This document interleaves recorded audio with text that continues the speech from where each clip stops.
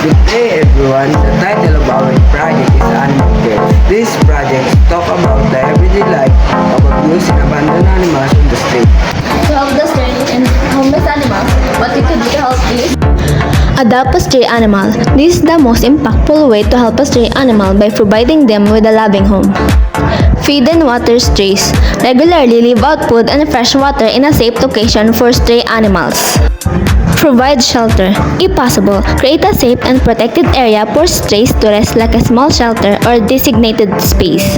Support TNR programs. Advocate for and support organizations that trap, neuter, and release stray animals to control population growth. Volunteer at animal shelters. Donate your time to help care for animals at local shelters. Spay or neuter your pets. By preventing unwanted litters, you can help reduce the number of stray animals. Animal cruelty. If you witness animal abuse, report it to the appropriate authorities.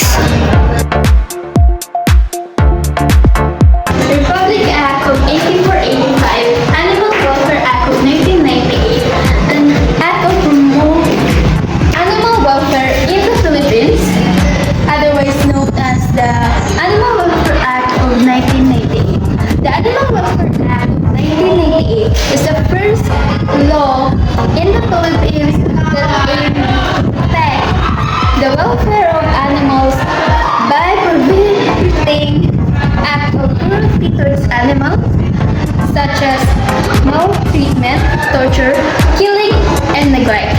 Republic Act of 1063-1, Philippine Animal Welfare Act of 2013, and Act amending certain section of Republic Act of 4845, otherwise known as the Animal Welfare Act of 1998.